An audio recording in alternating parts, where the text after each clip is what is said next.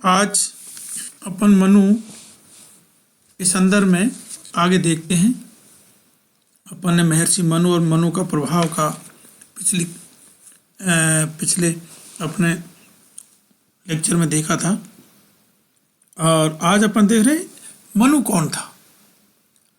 तो मनु कौन था, जैसा कि आप जानते हैं, आपको जानकारी भी है कि मनु कौन था, फिर भी अपन इसको और डिटेल में देख लेते हैं कि मनु कौन था।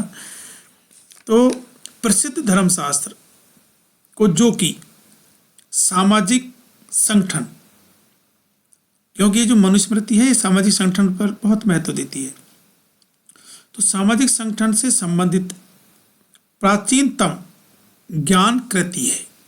ये धर्मशास्त्र सामाजिक संगठन से संबंधित प्राचीनतम ज्ञान की कृति है, पुस्तक है। परंपरागत रूप से मनु की रचना माना जाता है इसको, जिसे मानव जाति का जनक एवं उसका प्रथम विधायक समझा जाता है मनु। लेकिन यह सत्य नहीं है। सत्य इसलिए नहीं है कि मनु शब्द एक संस्कृति धातु मनन से निकला है। मनु किससे निकला है? संस्कृत धातु के, यानी संस्कृत धातु के मनन से निकला है, और जिसका अर्थ है चिंतन। मनन का मतलब होता है चिंतन, अथवा एक मानसिक प्राणी, एक विवेकशील प्राणी। इसलिए उसको किसी व्यक्ति के नाम की अपेक्षा महान विधायकों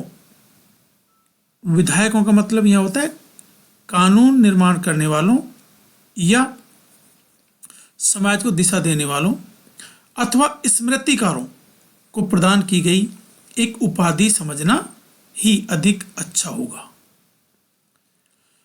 पुराणों में कहा गया है कि मनु अथवा उसके पुत्र सूक्ष्म लोकों में शासन करते हैं, ऐसा पुराणों में कहा गया है।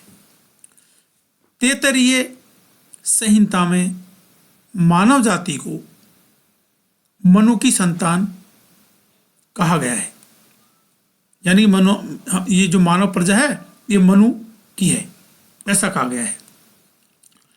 वह यज्ञ को प्रारंभ करने वाला, विश्व का प्रथम यज्ञकर्ता भी कहा जाता है मनु। पुराणों में उसे सूर्य का पुत्र कहा है और पहला राजा माना है। पुराणों में मनु का काल यानी कि समय महाभारत के युद्ध से 25 पीढ़ी पहले माना जाता है। यानी कि मान लीजिए महाभारत का युद्ध ईसा पूर्व 2500 के आसपास हुआ था, तो 2500 और प्लस कर लीजिए, इसका मतलब ईसा पूर्व 5000 पहले की बात हो गई। पुराणों में यह भी उल्लेख मिलता है कि मनु एक नहीं 14 हुए हैं। ये भी लिखा हुआ है पुराणों में कि मनु एक नहीं 14 हुए हैं। मानव धर्मशास्त्र, जिसे अपन मनुस्मृति भी कहते हैं, के रचनाकार प्रथम मनु नहीं थे, जिनका उल्लेख मानव जाति के प्रथम दंपत्ति के रूप में किया जाता है।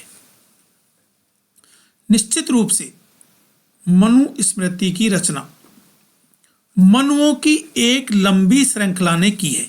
अब यहां अपन को समझने की बात हो गई कि मनु का मतलब क्या हुआ?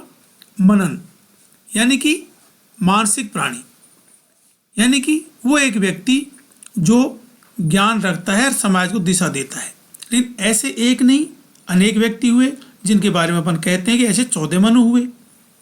तो ये जो मनुस्मृति है कि जो इस मनुस्मृति की जो रचना करी वो एक ने नहीं करी। वो एक ने थोड़ा लिखा, दूसरे ने उससे ज़्यादा लिखा, तीसरे ने और ज़्यादा जोड़ा, अगले ने और जोड़ा और रबड़ की इस तरह बढ़ाते गए, और ये मनुओं की एक लंबी श्रृंखला ने इसकी रचना की है, ऐसा माना जाता है। जनश्रुति यानी कि जनता, हमारे पूर्वज जो कहते आए हैं, उसके आधार पर मनु को ब्रह्मा का मानव पुत्र भी बताया गया है, और सत पुराणों में ऐसा लिखा गया भी है कि जब प्रलय में सारी सृष्टि नष्ट हो गई, प्रलय में सारी सृष्टि नष्ट हो गई, उस समय नाव में बैठे हुए मनु और उनकी स्त्री यानी कि पत्नी, जिसका नाम था शतरूपा, ही बचे। और इन दोनों के सहचरी से 2 पुत्र और 3 पुत्रियां, यानी कि 2 पुत्र 3 पुत्रियां, 5 बहन भाइयों का जन्म हुआ। उनके प्रथम पुत्र का नाम प्रियव्रत के वंश में ऋषभदेव तथा भरत आदि हुए, जिनके नाम पर ही इस देश का नाम भारत रखे जाने का हम अनुमान लगाते हैं या अनुमान किया जाता है। मैं आपको इस संदर्भ में और थोड़ा सा वृत्तांत कहता हूँ कि दक्षिण की तरफ से मनु भारत में आए थे, उत्तर की ओर, यमुना के आसपास के एरिया में। और मनु से पहले भी लोग आए थे दक्षिण से उत्तर की ओर। तो जो पहले आए थे और उन पहले आए थे उनमें मनु भी था, और वो कहते हैं कमंडल में मछली भी लेके आए थे। और जब उन्होंने देखा कि यहाँ आवश्यकता नहीं है मछलियों की खाने की, यहाँ अन्य प्रकार के खाद्य सामग्री भी प्राकृतिक रूप से पैदा होती है, तो उसने त्याग भी दिया था और वहाँ रहने लगे थे। यमुना के आसपास के एरिया के बारे में कहा जाता है। और उसके बाद में जो फिर आए दक्षिणी भारत से जो लोग आए थे, वो वहाँ भी रहने लगे। मनु उनको शिक्षाएं दिया करते थे, और कहा जाता है कि जब प्रलय का समय आया तो प्राकृतिक रूप से जो प्राणी थे, पक्षी वगैरह इत्यादि जो भी, उनका अनुभव, और बाद में दक्षिणी भारत से आए थे उन लोगों का प्राकृतिक अनुभव ने ये भाप लिया था कि अब ऐसा सृष्टि में कुछ उथल पुथल होने वाला है। और जब उन्होंने मनु से कहा इस संदर्भ में, तो मनु ने मानने से इनकार कर दिया। बल्कि मनु ने यह कहा कि ऐसा मुझे प्रतीत नहीं हो रहा कि इस प्रकार की घटना हो सकती है। फिर उन लोगों ने मनु को समझाया कि आप बहुत पहले हमसे यहाँ आ चुके हैं, इसलिए आप उन प्राकृतिक संदेशों को भूल चुके हैं जो समुद्र तट के आसपास के एरियाओं में उन लोगों को महसूस होता था, और हम बहुत बाद में आए हैं, इसलिए हमको वो अनुभव है और हम इस बात को महसूस कर रहे हैं। इसलिए हम चाहते हैं कि आपने जो हमको शिक्षाएं दी हैं, आप हमारे गुरु तुल्य हैं और हम आपको बचाना चाहते हैं। इसलिए आप इस नाव में बैठ करके और किसी उच्च स्थान पर चले जाइए जहां आपका जीवन बच सके, उसका और उसकी पत्नी शतरूपा का, ऐसा माना जाता है।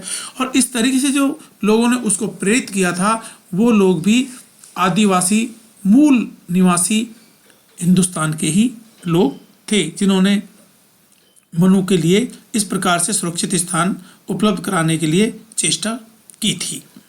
और इस प्रकार का दृष्टांत कई जगह पर लिखा हुआ भी है, और ये विचार भी हमारे एक विद्वान हुए थे, श्याम सुंदर भट्ट, उन्होंने बड़े विस्तृत दृष्टिकोण से ये प्रसंग भी सुनाया था। इसलिए मैंने आपको इस दृष्टि में, आपकी दृष्टि में इस प्रसंग को लाया हूँ।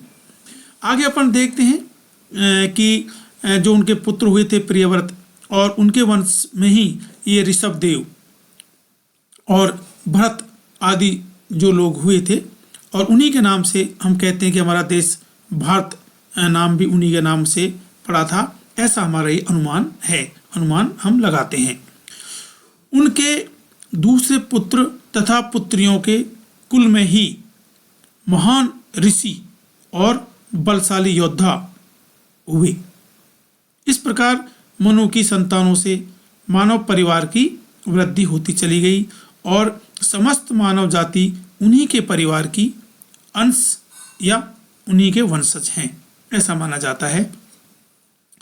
कालिदास अपने रघुवंश जो उन्होंने लिखा है उसमें लिखते हैं कि रघुवंशी राजा मनु द्वारा बताई गई पद्धति के अनुसार शासन किया करते थे। उससे लेस मात्र भी इधर उधर नहीं होते थे।